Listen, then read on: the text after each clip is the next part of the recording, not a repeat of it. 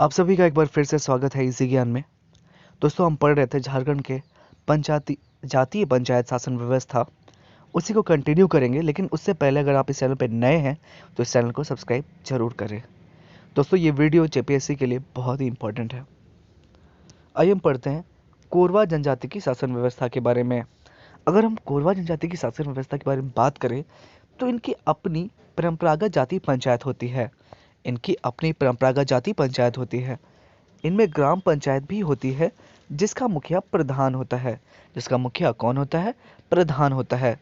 कोरवा जनजाति का मुखिया प्रधान कहलाता है।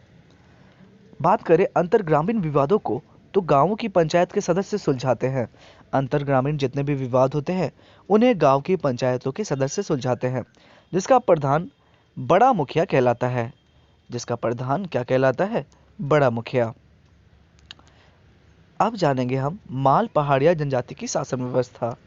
अगर हम माल पहाड़िया जनजाति की शासन व्यवस्था के बारे में जानें तो इनके गांव ही इनके राजनीतिक संगठन की इकाई होती है।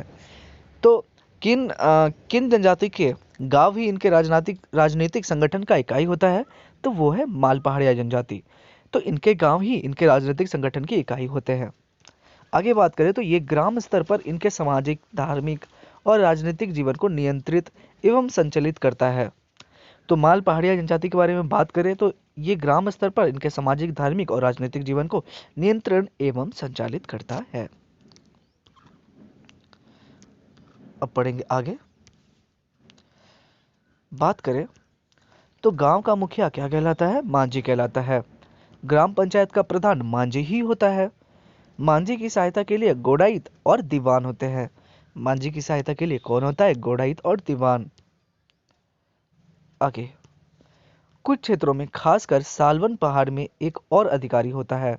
कुछ क्षेत्रों में खासकर सालवन पहाड़ी में एक और अधिकारी होता है, जिसे प्रमाणिक कहते हैं। ये मांझी के नीचे होते हैं। सभी पद वंशानुगत होते हैं। तो कुछ क्षेत्रों में खासकर सालवान पहाड़ में एक और अधिकारी होता है, जिसे प्रामाणिक कहते हैं। ये मांझी के नीचे होते हैं। सभी पद वंशानुगत होते हैं। अब हम पढ़ेंगे अंतर ग्रामीण झगड़े और विवादों को सुलझाने के लिए कई गांवों को मिलाकर एक बार संगठन बनाया जाता है, जिसका मुखिया सरदार कहलाता है। तो अंतर ग्रामीण झगड़े और विवादों को सुलझाने के लिए कई गांव को मिलाकर एक बड़ा संगठन बनाया जाता है, जिसका मुखिया सरदार कहलाता है। अब हम बात करेंगे सौरैया पहाड़िया जनजाति की शासन व्यवस्था के बारे में। अगर हम सौरैया पहाड़िया जनजाति के शासन व्यवस्था के बारे में जानें तो गांव का प्रबंधन मांझी करता है। मांझी गांव का मुखिया एवं पुजारी होता है। मांझी की सहायता गिरी, कोतवार और भंडारी या गोडैत करता है। तो सौरैया पहाड़ जनजाति के बारे में अगर बात करें तो गांव का प्रधान मांझी करता है। ठीक है, गांव का प्रबंधन मांझी करता है और मांझी गांव का मुखिया एवं पुजारी होता है। मांझी की सहायता गिरी, कोतवार और भंडारी या गोडैत करता है। आगे बात करें तो दो प्रकार के अंतरग्रामीण संगठन होता है। पहला, 15 से 20 गांवों पर एक नायक होता है और 70 से 80 गांवों पर एक सरदार होता है। आगे हम पढ़ेंगे सरदार पर पूरे इलाके की जिम्मेदारी होती है। सभी अधिकारियों का पद वंशानुगत होते हैं। जितने भी अधिकारी हैं उन सारों का पद क्या होता है? वंशानुगत होता है। आगे हम पढ़ेंगे परहिया जनजाति के बारे में।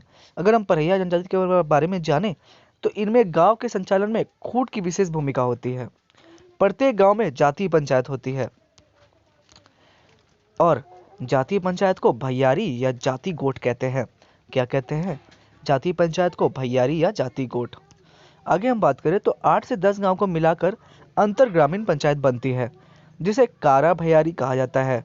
ये विभिन्न गांवों के झगड़े का निपटारा करती है। ये विभिन्न गांवों के झगड़े का निपटारा करती है। आगे बात करें तो गांव पंचायत का मुखिया महतो या प्रधान कहलाता है, जिसका सहायक कहतो या खतो होता है। अब हम पढ़ेंगे सबर जनजाति के बारे में। अगर हम सबर जनजाति के बारे में जानें तो इनमें भी जातीय पंचायत होती है, जिसका प्रमुख प्रधान कहलाता है।